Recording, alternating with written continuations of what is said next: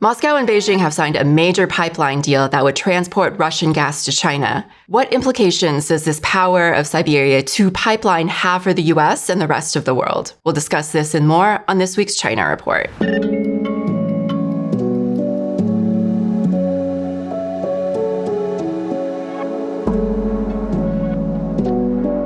Welcome to the China Report, made in collaboration with Pivot to Peace.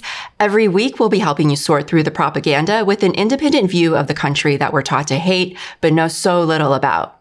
I'm your host, Amanda Yee. These are this week's headlines. Colombian President Gustavo Petro has fired his Chinese embassy staff, accusing them of sabotaging relations with China. According to Petro, embassy diplomats changed his schedule and canceled meetings without authorization during his visit to Beijing in May. Addressing his ministers, the Colombian president said of these actions, quote, "That is not relating to humanity, that is colonialism," unquote. Petro also stated, quote, "There is a foreign ministry here that feels ashamed of engaging with China and sabotages relations. All those people have to go," unquote. This termination came last Tuesday as part of Petro's pivot away from Washington and seeking closer ties with Beijing. During his May visit to Beijing, Petro signed onto the Belt and Road Initiative, a significant move as Colombia has been one of the U.S.'s most steadfast partners in Latin America. Petro has also linked his China policy with his pro-Palestine stance. Last week, he revealed he had asked Chinese officials and other delegations to back a United Nations Army of Peace to intervene in the Gaza genocide. The world's tallest bridge opened to traffic on Sunday, September 28th. The Huajiang Grand Canyon Bridge in Guizhou stands 625 meters, or 2,050 feet, from the river below to its bridge deck. This is about the same height as mainland China's tallest skyscraper, the Shanghai Tower. The suspension bridge took 3 years to build and crosses the Huajiang Grand Canyon, cutting travel time across the gorge from 2 hours to just 2 minutes.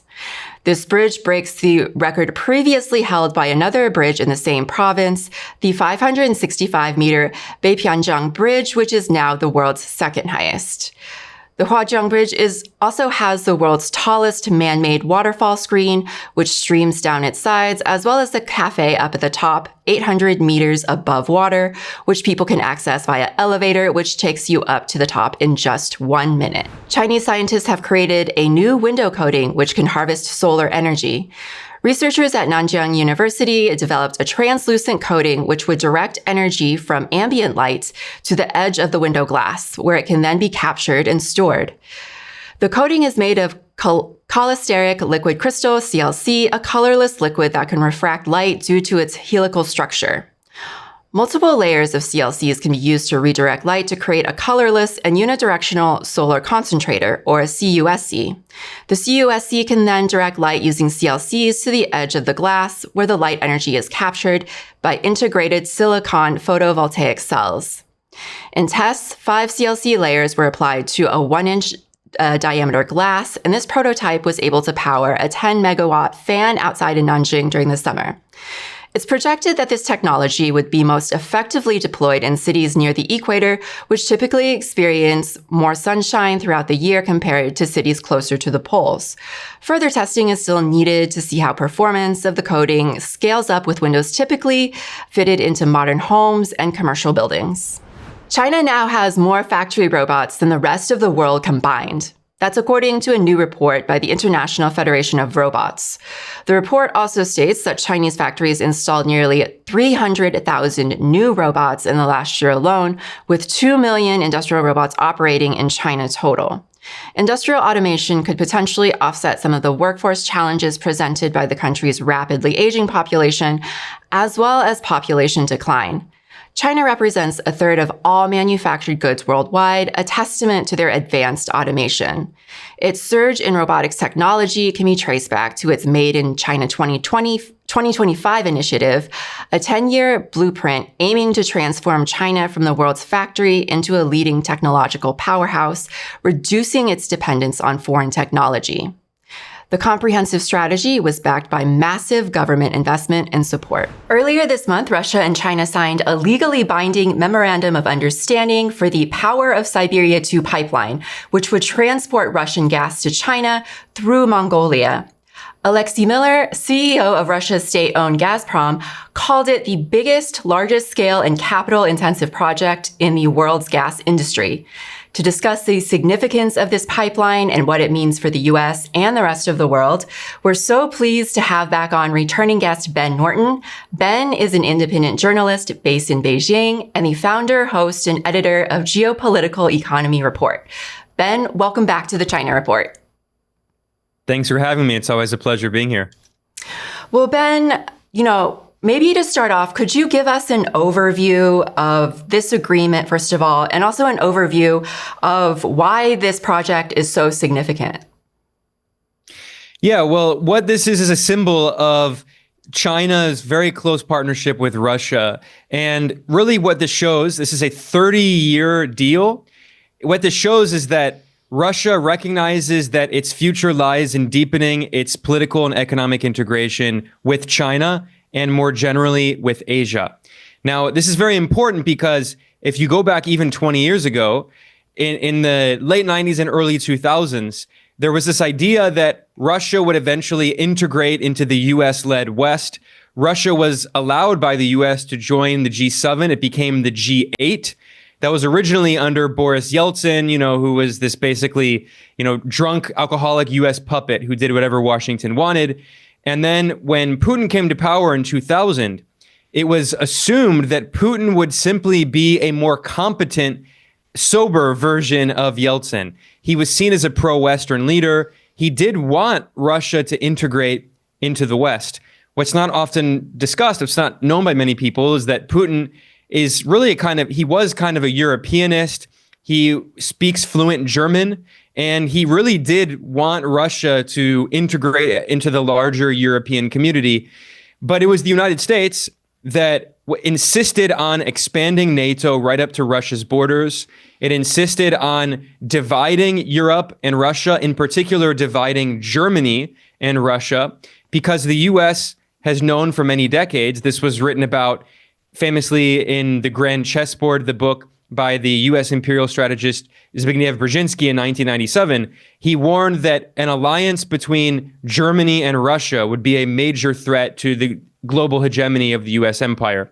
So the U.S. has been dedicated to dividing Europe and Russia, pushing Russia out of this broader European community. And then, of course, we saw in 2008, Putin gave a famous speech at the Munich Security Conference where he complained about U.S. imperialism, U.S. hegemony. He didn't use the term imperialism, but U.S. hegemony and unipolarity, and talked about the importance of building a more multipolar world.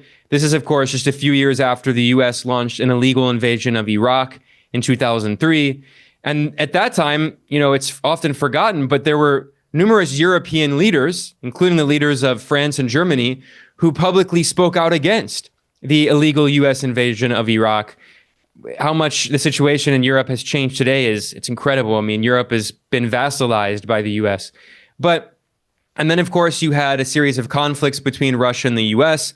In 2014, you had a U.S.-backed coup in Ukraine that overthrew and democratically elected geopolitically neutral leader of Ukraine and installed a pro-Western oligarch, a billionaire chocolate oligarch, Petro Poroshenko, who insisted that Ukraine would join NATO. And essentially, Ukraine became a de facto member of NATO after that coup.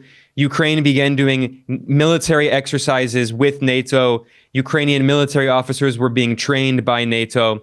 And this led to the beginning of this proxy war between the US-led NATO forces on one side and Russia on the other in Ukrainian territory. And NATO has destroyed Ukraine as a country. It's sad. I mean, we've seen entire generations killed. It's horrific. But that was really the moment where it became very clear that Russia, its relations with the West were not going to improve. They were only going to get worse. The West began imposing very high sanctions on Russia after 2014, and they've only accelerated since then. And then, of course, you have this new phase of the war that starts in 2022, more sanctions. So what we've seen basically over the past 20 years is Russia, really the past 30 years, after the overthrow of the Soviet Union, The US imposes neoliberal shock therapy on Russia and former Soviet countries. It leads to millions of excess deaths, according to UNICEF.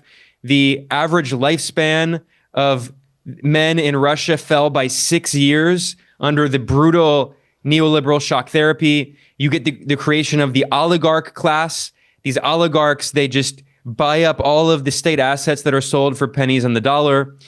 And, at that time, Russia was completely subordinated to the US-led West. Then Russia became it gained a little more of its sovereignty, but tried to integrate into the West. The US did not want Russia on equal footing. Russia was kind of forced out of the West. And now, the reason I talk about all that history, it might seem like it's not necessarily to go into all of that history, but I think we've seen a few recent developments that are clear symbols that Russia recognizes that its relations with the West have been permanently severed. In the medium to the long term, it's not just a short-term problem. In the medium to the long term, Russia recognizes that its future lies in deepening its integration with Asia, specifically with China, which is the largest trading partner of Russia, but not just China. India has become another major partner of Russia, another major trading partner. And Russia is really, in terms of its foreign relations, it's looking south and east. It's looking to other countries in the east, in Asia, other countries in Asia, and it's looking to Africa, and to a lesser extent in Latin America. But Russia recognizes that Asia represents the majority of the global population. If you draw a circle around Southeast Asia, you can have the majority of the human population in that circle. And Asia has the fastest growing economies, not just China and India, which together have 2.8 billion people, but also Indonesia has around 300 million.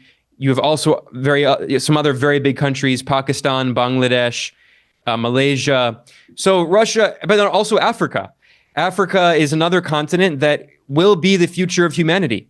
In 50 years from now, Africa will be, after Asia, the most populous continent, and Africa's population will double. So Russia recognizes that this idea that it had in the past of trying to become part of the broader West, it's done. So symbolically, Russia, as one of the world's leading exporters of oil and gas, has redirected that away from the West. Europe used to be by far the largest importer of both Russian oil and gas. And now the main importers of Russian oil are China and India. And by the way, India processes Russian crude oil and then exports gasoline to Europe. So India has been the largest provider of gasoline to Europe, even though India does not have a very significant crude oil industry locally. So it's obviously Russian oil that's going to Europe indirectly. Shows the brilliance of these European leaders who vowed to boycott Russian oil and gas. Anyway, but it's not just that. Now, in terms of natural gas, where is Russian natural gas going? Previously, it was going to Europe through a series of different pipelines. One of those pipelines was blown up. That's the Nord Stream. Actually, the Nord Stream consisted of two sets of pipelines, but the Nord Stream pipelines were blown up. And it's very likely that the US government was behind this. Seymour Hersh, the Pulitzer Prize-winning reporter, reported that it was the US government. The New York Times cited anonymous US officials who blamed Ukraine, putting all the blame on, their proxies. But even if it was Ukraine that actually pulled the trigger, there's no way they did not do that without the support and the green light of the United States. So regardless, they blew up Nord Stream, which was this major pipeline system going between Germany and Russia. So even if Germany had a change of government and wanted to improve relations with Russia and wanted to import Russian gas, they no longer can because the pipeline is broken. And by the way, we can talk about climate change, which is, of course, a very important issue. And China is doing more than any other country on earth to reduce climate change. China has installed more solar and wind power capacity than the rest of the world combined. In fact, 2 times the entire world combined. But in terms of climate change, one of the worst ecocidal events in modern history was the destruction of Nord Stream. It leaked so much methane into the atmosphere that the United Nations, UN experts warned that it was one of the most environmentally destructive acts in modern history. So, that's the Biden administration, that it claimed to care about climate change. Well, they carried out one of the worst environmentally destructive acts in modern history. Anyway, that was one of the pipelines. There were also pipelines going through Ukraine. Obviously, because of the war, those pipelines are no longer operating.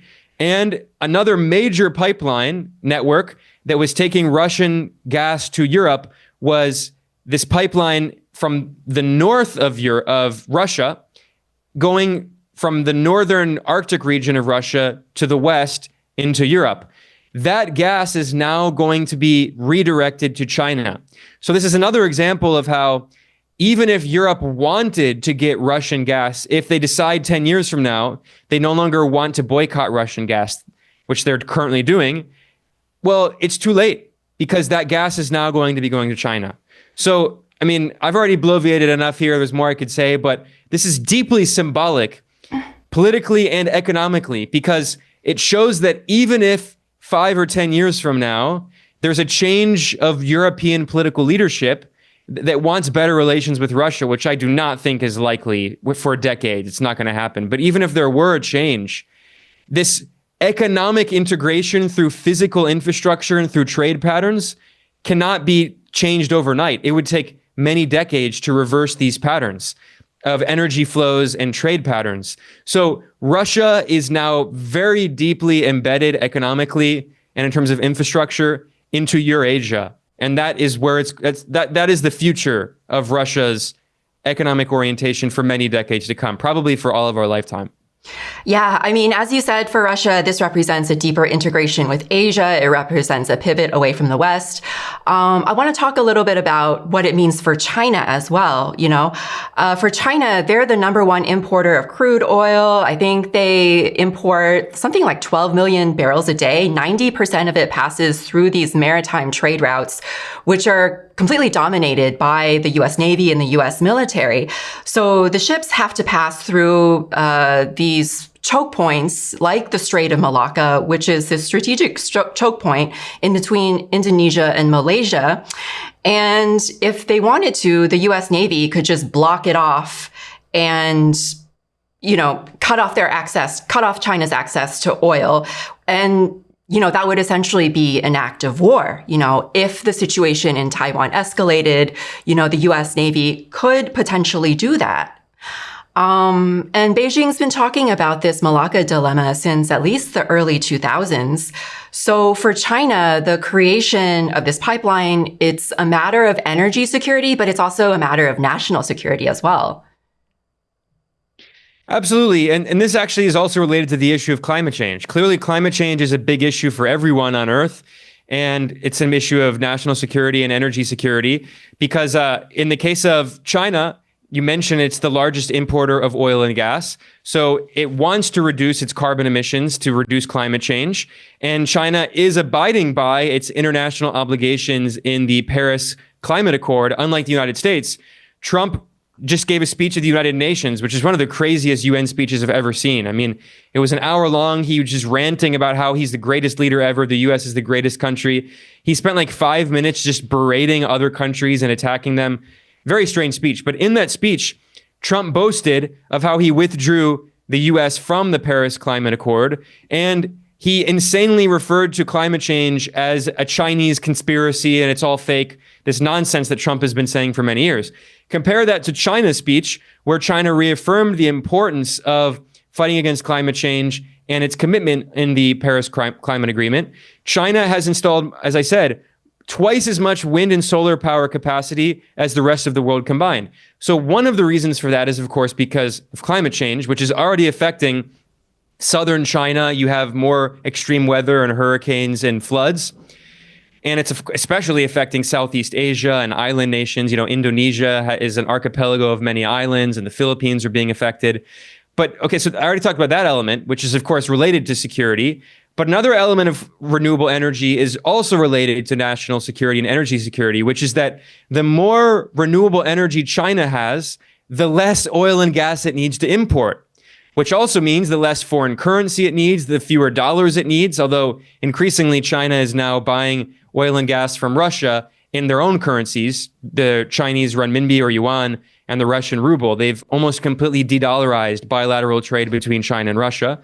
But of course, China still buys a lot of oil from West Asia, from the Persian Gulf, from Saudi Arabia, from the UAE, from Iraq, and from Iran. And China, especially with the U.S. war on Iran, China is very concerned that one day the U.S. could decide, okay, Saudi Arabia, UAE, the U.S. militarily occupies both of those countries. The U.S. could threaten them and say, you can no longer export oil to China. The U.S. has already been threatening Iran, and they could try to choke off the Strait of Hormuz, where you have millions of barrels of oil every day flow through this strait. So, of course, China wants it's increasing its investment in renewable energy at breakneck speed. Again, twice as much as the rest of the world, but you can't do this overnight. China is a massive country with 1.4 billion people. It's going to take decades to reduce its dependency on oil and gas. So in the meantime, this is a major security issue for China. You talked about the Strait of Malacca. The U.S. also has many military bases in Southeast Asia and Northeast Asia. And the U.S. military could one day try to block off the Strait of Malacca and prevent China from getting a lot of this energy that it needs to, of course, power its electricity, power its industry, but also to power its military. If the U.S. wants to wage a war on China, and there's more and more discussion in the Pentagon of preparing for a potential war with China. So this is why I think this pipeline is, of course, a major issue of energy security. It's also why renewable energy is a major issue of energy security, because if China can produce much of its energy, its electricity locally through wind, solar, hydro, and also nuclear, and China is leading the world in advanced nuclear research, then China doesn't need to import that oil and gas. That's good for the world because it reduces climate change, but it's also good for China because it gives China more energy security and national security. So China is the largest energy consumer in the world, largest manufacturer. U.S. is the largest exporter of LNG, liquefied natural gas, in the world. Can you talk about the impact of Trump's tariffs and what that's meant for energy trade between the two countries? Yeah, this is such a crucial point that is not really well understood, but you can't understand what's going on today, especially with Trump, without understanding that the U.S. is the #1 producer of oil and gas. This is a massive shift compared to even 15 years ago.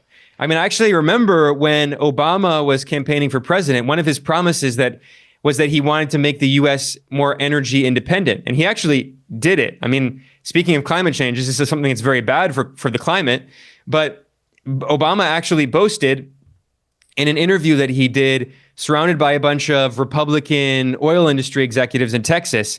He boasted that he made the U.S. into the world's #1 oil producer. And that was because of shale production, but also the U.S. became the #1 gas producer through fracking.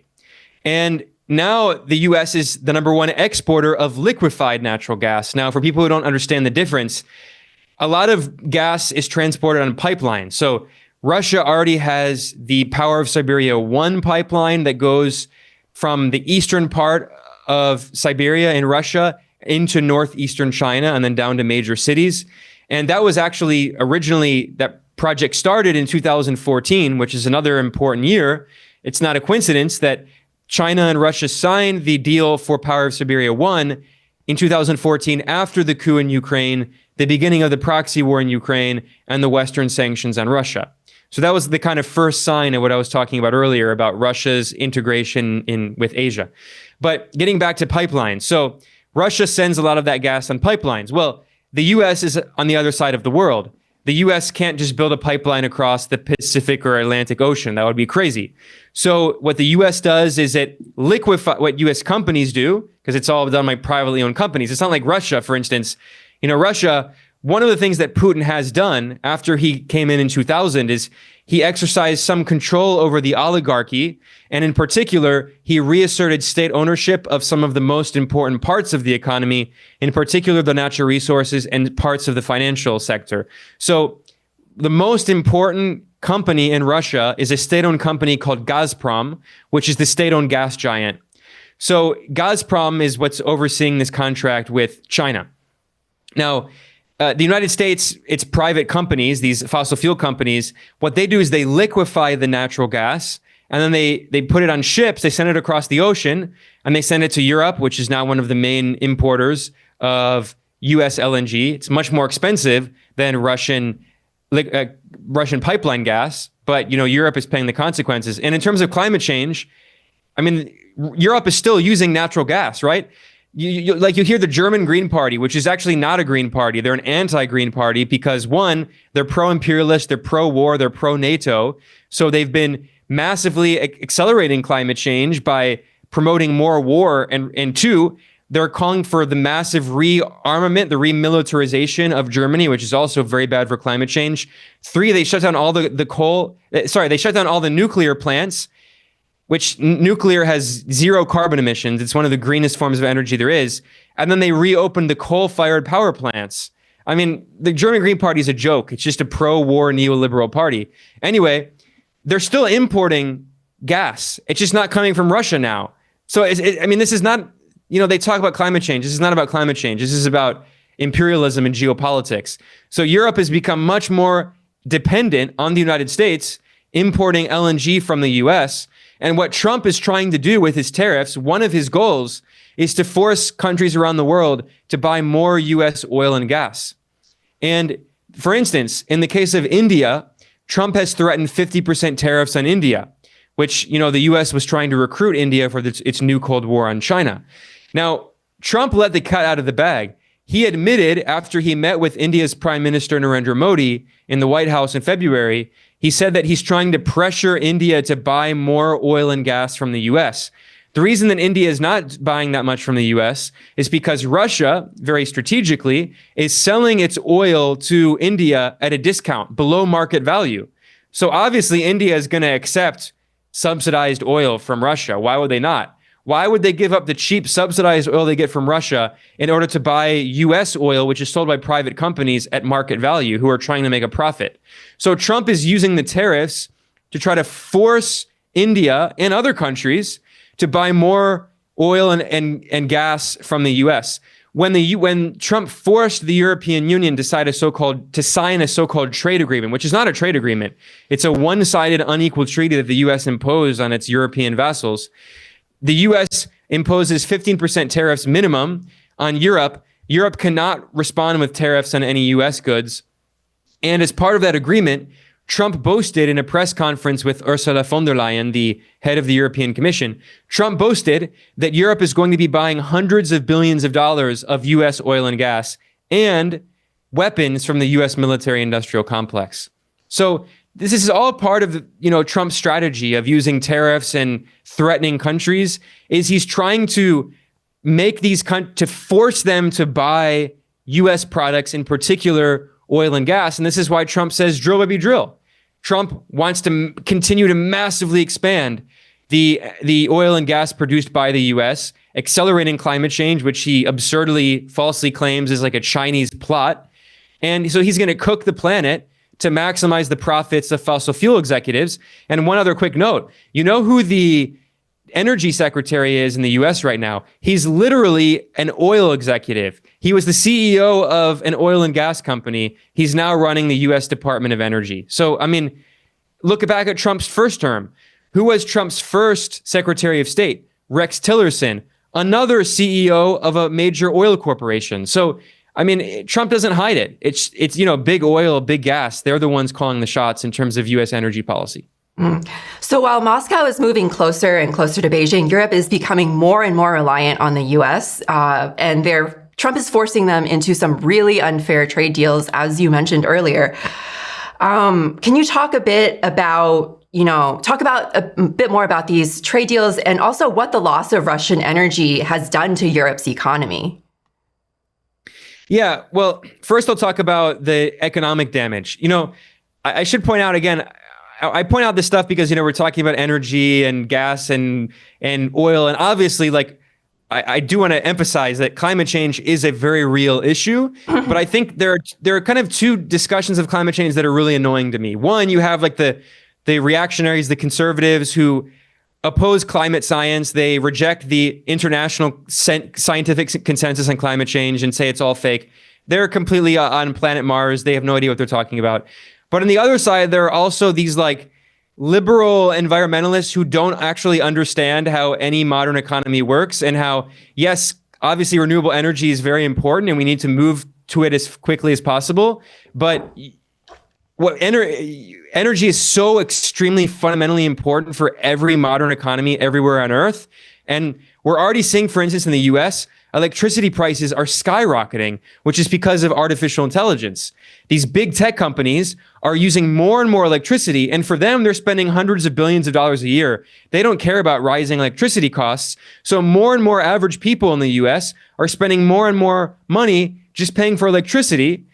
And we have to have more and more electricity for people to live comfortable lives. Of course, a lot of that should come from solar and wind and nuclear, but you can't just build that out overnight. China is doing it as quickly as possible. But again, this is going to take 20 or 30 years. And Europe used to talk about this, but especially with the war in Ukraine, they don't really talk about it anymore. Europe was investing in green energy, but Germany shut down all their nuclear plants. At least France gets the majority of its electricity from nuclear. So that's why actually France's per capita carbon emissions are lower than Germany's. The German so-called Green Party boasted about all the nonsense that it claimed it wasn't doing anything. Again, Germany's carbon emissions are higher than France's per capita. And the US has the highest per capita carbon emissions on Earth by far. There's no comparison. China's per capita carbon emissions, China has 1.4 billion people.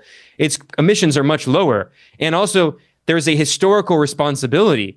The US and Western European countries and Canada, they've been emitting carbon for well over 100 years. So they have a historical responsibility, whereas developing countries in the global south, they need to invest in infrastructure. They need to create energy. They need electricity. A lot of their people don't have access to good electricity. They have power outs constantly, right? Okay, I've already established that. So now getting back to this question about what's happening in Europe. The reason I mention all of that is because there will be conservatives, including Trump and, J.D. Vance, who will claim that the reason that Europe now has all of these energy issues is because of green energy. It's not true.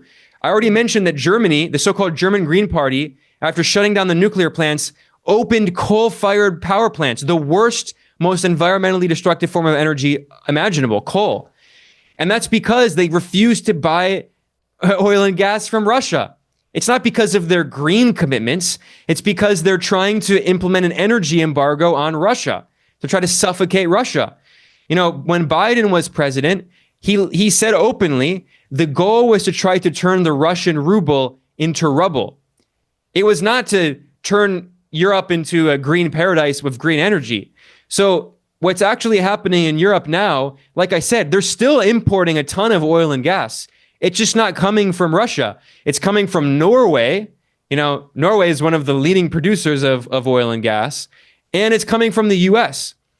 So instead of getting it from Russian pipelines, the US is now sending this gas on ships across the Atlantic Ocean, so it's significantly more expensive.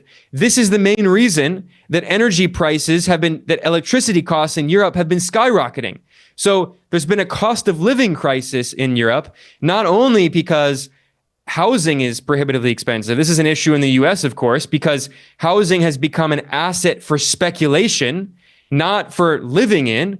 So you have in the US, not just, these big asset managers like Blackstone on Wall Street, which is the largest alternative asset manager in the world, over $1 trillion of assets under management. Blackstone is now the largest landlord in the US. It has well over 300,000 housing units. Blackstone is also the largest landlord in Madrid. So, these Wall Street firms are buying up more and more homes and then renting them out. But not just that. I mean, in the US in general, think about it. It's so common. People say, oh, you should buy an apartment. It's an investment. Have your nest egg, right? Housing is not treated as something to live in. It's an investment. And that's true throughout all the capitalist world, right? This is what China has been dealing with. This is why China popped the real estate bubble. President Xi famously said, housing is for living in, not for speculation. So getting back to Europe, there's already a cost of living crisis with housing. Average working people cannot afford housing. And then add the energy crisis, because Europe is trying to have an energy blockade of Russia. So they're boycotting Russian energy, Russian oil and gas.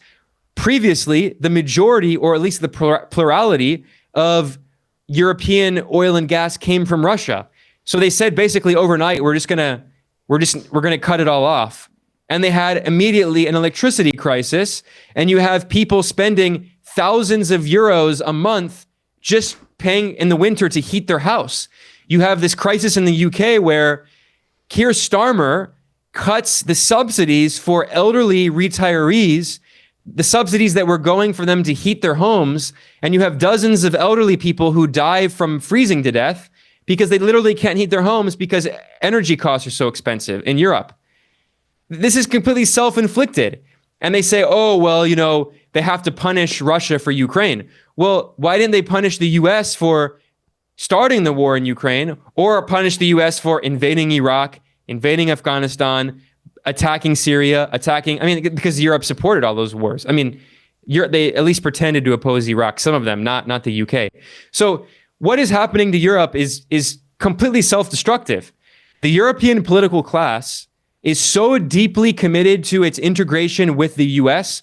This is known as Atlanticism, this absurd idea that its political and economic relations should be with the US on the other side of the world across the Atlantic Ocean, and not with its immediate neighbors, not with Russia, not with other parts of Eurasia and Asia, especially China.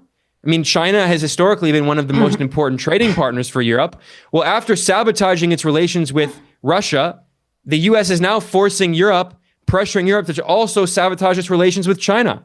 So this is why, it's not just me saying this. You even have mainstream think tanks in Europe, like the European Council on Foreign Relations, which is funded by European governments. This is as mainstream as it gets. They published a research paper warning that Europe has become a vassal of the United States. These European leaders, who are all extremely unpopular, they're implementing neoliberal policies at home. They are causing this affordable housing crisis, and now they're causing an energy crisis because of their obsession with opposing Russia and deepening their alliance with the United States at their own expense. And it's leading to the deindustrialization of Germany, which is the economic heart of Europe.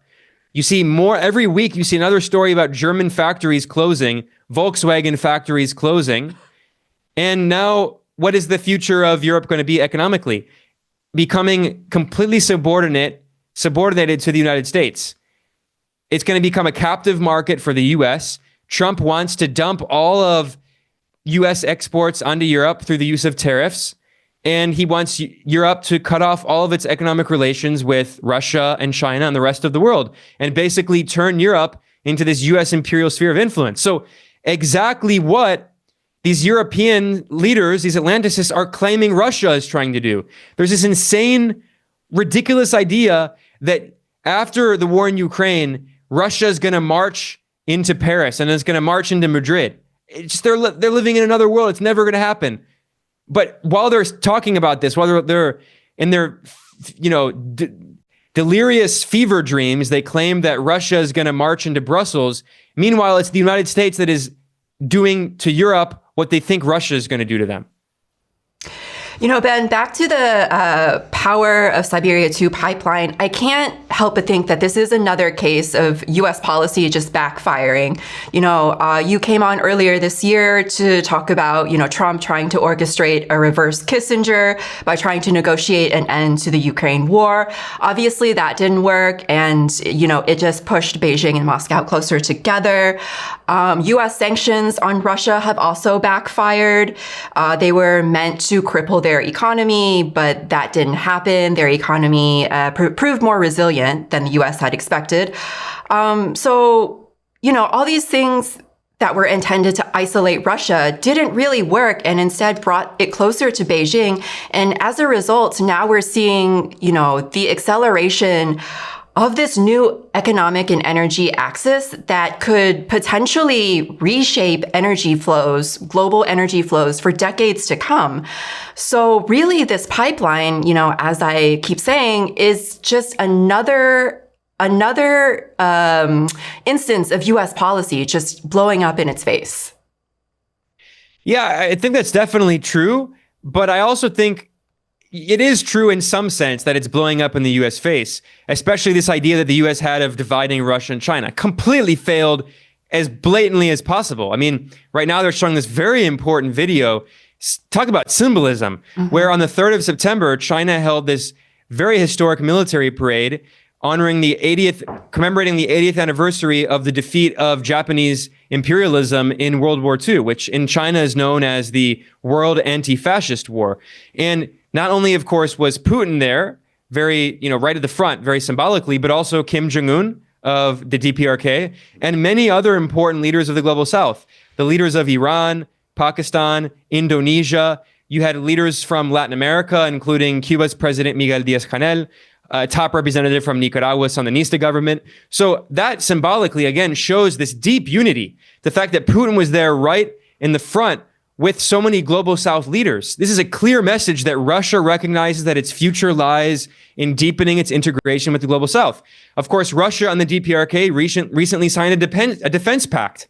So this is this project of Eurasian integration, which has been talked about for decades, but it's really accelerating now in the past few years. So in that sense, obviously, the U.S. goal, the ridiculous fantasy that Trump had that he could divide China and Russia, obviously that has blown up in his face. And this is why Trump has done a 180 on Ukraine. And he's now saying that, Ukraine should take back all the territory that Russia now has and all of this, which is never going to happen in a million years. But, clearly Trump thought literally over 70 times he promised during his campaign that he would end the war in Ukraine either before he entered office, during the lame duck period, during the transition, or on the day he entered office. Well, here we are 8 months in and he hasn't ended it. And it's not going to end anytime soon, clearly. So you're right about that. At the same time, I wouldn't say it's entirely a failure because the U.S. strategy, as I said earlier, was to divide Europe and Russia. So yes, the U.S. did fail to divide Russia and China, but I think the U.S. has succeeded for our lifetimes, really. Like within our lifetimes, there's no way that Europe and Russia are going to significantly improve their relations. Maybe they'll slightly normalize and have some more trade, but there's no way that they're going to become close allies, close partners. It's just not going to happen. And it's an absolutely historic development when you think about it, because if you go back to the Sino-Soviet split, this was one of the most tragic, destructive developments in the history of the 20th century. Right after the victory of the Chinese Revolution in 1949, the Soviet Union was by far the most important partner of China. The only trip that Mao Zedong ever took abroad was to the Soviet Union. And if you go back and look at some of the posters at the time in the 1950s, China and the Soviet Union were like best friends. They were brothers. In the posters you see, they're brothers. The Sino-Soviet split, which was partially an ideological split, but there were also many geopolitical elements, and it started ideological, but it became geopolitical, and those things kind of dialectically reinforced each other. The U.S. took advantage of that. Kissinger famously went to China in 1971. Nixon went in 1972. I mean, this was such a destructive development in terms of the global socialist movement. It did so much damage, dividing the global socialist movement between, the pro-Beijing and pro-Moscow parties around the world. But it was also completely destructive because it was one of the main factors that led to the overthrow of the Soviet Union and the economic decline of the Soviet Union, as China, essentially, it never formally allied with the U.S., but they had a kind of de facto partnership against the Soviet Union, which at that time China saw as its main adversary. So the fact that, we're talking about not that history is not that old. We're talking about 50 years ago. 50 years ago, China and the Soviet Union were talking about potential war. China saw as its main national security threat the Soviet Union, and were preparing for potential war with the Soviet Union. And this came just over a decade after the Korean War, where literally the U.S. was bombing and killing Chinese soldiers. So that history was it was so traumatic, and it was such a dramatic shift. Thinking, if we fast forward to today, 50 years later, I mean, looking at this partnership between China and Russia, which they say in their language is unbreakable. They say their partnership is as hard as a rock and cannot be broken. I mean, this is an absolutely historic shift. So the U.S. has completely failed in those regards, but the U.S. has absolutely succeeded, maybe even more than they imagined, in not only breaking apart Europe and Russia, but burning down all of the bridges and then burning the ash. Like, Europe's relations with Russia are just non-existent at this point. They're at war with each other. And for our lifetime, this is going to be totally devastating to Europe. And for me, the real concern is that this is absolutely fueling the far right. Everything we're talking about in Europe, it's the far right that is taking advantage of all of this, because there were sensible left-wing anti-war, anti-imperialist parties and politicians who were saying, why are we sacrificing our own economic interests on behalf of the US empire? Why are we pushing for a war on Russia instead of having peace with Russia? Why are we pushing for a conflict with China, one of our largest trading partners? There were some politicians on the left saying that. Jeremy Corbyn in the UK was a good example of this. And what happened? The British Labour Party and its billionaire backers, the neoliberal leadership, destroyed Corbyn. They sabotaged him on purpose in order to put in power this right-wing, corrupt neoliberal Keir Starmer, who has the charisma of wallpaper, who's destroyed the Labour Party. Meanwhile, in all across continental Europe, you have similar attacks on left-wing leaders. You have Jean-Luc Mélenchon in France, who also has a very sensible policy. You know, he's very skeptical of NATO. He criticized the war in Libya. He's called for better relations with Russia and China. He's been completely demonized by the French corporate oligarch-owned media. He created this new popular front, and they won the majority of the votes in the last election. And the millionaire banker oligarch President Macron completely ignored the fact that he and his allies lost the election. And he'd appointed a right-wing prime minister from a tiny right-wing party. They got like 5% of the vote. I mean, so Europe has completely they've just destroyed the left and made it clear that there is no left-wing alternative. So now the only alternative, in scare quotes, that is being proposed realistically, that is allowed to win these elections because the capitalist class isn't afraid of them, is the far right. Is AfD in Germany, is the they renamed now National Rally, the National Front, the far right in France. You know, every country has one of these parties, these far right parties, and they're saying, why are we sabotaging our energy policy because of green energy? They again, this is why I mentioned earlier, they're scapegoating. They're saying it's because of green energy. It's not because of green energy. It's because of this ridiculous sabotage of their own economic policies to benefit the US oil and gas industry and to hurt Russia. And then they say, okay, this is the economic crisis, the cost of living crisis is because of immigrants, not because housing has become a speculative asset bought up by rich people and because the rich is no longer taxed. So the far right is scapegoating other, marginalized groups and saying that that's the reason that you have all these issues in Europe, and not saying that the reason that Europe is in such a bad situation is because the leadership of Europe is a bunch of centrist or center-right neoliberal technocrats, or in the case of Italy, very right-wing. Giorgia Meloni is not even center-right, but you have the options go from the center to the far right. There's no left that's ever allowed to come anywhere near to power, and they're all pro-NATO, they're all anti-Russia, they're all anti-China, they're all completely neoliberal, and they're destroying their continent on behalf of U.S. capital. And in particular, it's because they're all invested in the U.S. stock market, in the Magnificent Seven big tech corporations. Europe has no technology corporations. It's digitally colonized by the U.S. All of the digital infrastructure is run by U.S. companies. The U.S. forced Europe to kick out Huawei, claiming that you can't have Huawei in your telecommunications infrastructure because China will spy on you. Meanwhile, the U.S. spies on everyone. The NSA spied on Angela Merkel's phone calls. She was the former chancellor of Germany. The U.S. completely controls Europe. And then the far right says, oh, it's because of immigrants. That's why we're in such a bad situation. It's completely, it's so sad, but like that's what's going to happen. The far right is going to take control of Europe. And they're going to say, oh, it's because of the, immigrants and the left and all of that. And no, it's not. Well, Ben, it's always an honor to have you on the China Report. Maybe to end, you could give viewers, an idea of where people can find your work. Yeah, people can go to geopoliticaleconomy.com and all the links are there. Thanks for having me. It's always a pleasure. Thanks so much. It's always great to have you on. Well, as mentioned earlier in the show, China just opened the tallest bridge in the world to traffic recently.